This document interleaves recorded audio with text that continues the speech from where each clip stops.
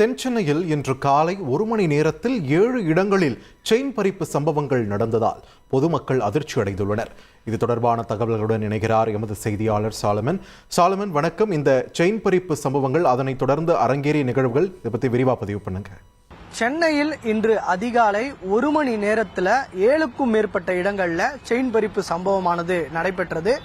குறிப்பாக மூதாட்டிகளை குறிவைத்து மட்டுமே 2 பேர் வந்த ஹெல்மெட் அணிந்து வந்த கொள்ளை கும்பல் இந்த செயின் பறிப்பு சம்பவங்களை அரங்கேற்றியது மிகப்பெரிய அதிர்வலையை ஏற்படுத்தியது. இந்த சம்பவம் தொடர்பாக அந்தந்த காவல் நிலைய போலீசார் வழக்கு பதிவு செய்து இந்த செயின் பறிப்பு கொள்ளையர்கள் யார், இருசக்கர வாகனத்தில் 1 மணி நேரத்தில் இவ்வளவு செயின் பறிப்பு சம்பவங்களை அரங்கேற்றியது யார் என்பது தொடர்பாக தீவிரமாக விசாரணை மேற்கொண்டனர். குறிப்பாக சிசிடிவி காட்சியில பதிவான புகைப்படத்தை அடையாளமாக வைத்து முக்கியமான ரயில் நிலையங்கள், பேருந்து நிலையங்கள் உள்ளிட்ட இடங்களுக்கு அந்த புகைப்படத்தை அனுப்பி இந்த கொள்ளையர்கள் ஏதேனும் வந்தால் அவர்கள் குறித்து தகவல் தெரிவிக்கும்படி போலீசார் தரப்புல தெரிவிக்கப்பட்டுள்ளது. மேலும் 10க்கும் மேற்பட்ட தனிப்படைகள் அமைக்கப்பட்டு இந்த செயின் பறிப்பு கொள்ளையர்கள் தொடர்பாக தீவிரமாக விசாரணை மேற்கொண்டனர். இந்த நிலையில 3 மணி நேரத்திற்குள்ளாகவே சென்னை காவல்துறையினர் இந்த செயின் பறிப்பு கொள்ளையர்களை நெருங்கி கைது செய்தனர். குறிப்பாக விமான நிலையத்தில் இவர்கள் வெளி மாநிலத்திற்கு தப்பிச் செல்லும் போது போலீசார் கையும் களவுமாக இந்த 2 பேரையும் பிடித்தனர்.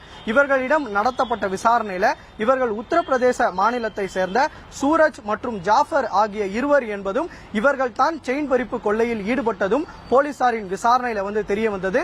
மேலும் இவர்களிடம் தொடர்ச்சியாக நடத்தப்பட்ட விசாரணையில இவர்கள் இதே போலத்தான் பல மாநிலங்களில் இது போல கைவரிசை காட்டியிருப்பதும் 2013ஆம் ஆண்டு முதல் இவர்கள் இந்த செயின் பறிப்பு கொள்ளையில ஈடுபடுவதும் தெரிய வந்துள்ளது. இவர்கள் ஈரானிய கொள்ளையர்கள் என்பதும் போலீசாரின் விசாரணையில தெரிய வந்தது. அதாவது நடந்து செல்லக்கூடிய மூதாட்டிகளை மட்டுமே குறிவைத்து இவர்கள் அம்மா என்று அழைத்து அவர்களை திசை திருப்பி அதன் பின்பாக செயின் பறிப்பில் ஈடுபடுவதை வழக்கம் எனவும், செயின் பறிப்பில் ஈடுபட்டவுடன் விமானம் மூலமாக அவர்களது சொந்த மாநிலத்துக்கு தப்பி சென்று அதன் பின்பாக ஜவுளிகளை விற்பனை செய்து அதன் பின்பாக இவர்கள் அதில் உல்லாசமாக இருப்பதும் போலீசாரின் விசாரணையில தெரிய வந்தது. குறிப்பாக கடந்த பொங்கல் அன்று தாம்பலம் பகுதியில் மொத்தம் 10க்கும் மேற்பட்ட இடங்களில் செயின் பறிப்பு சம்பவங்கள் நடைபெற்றன.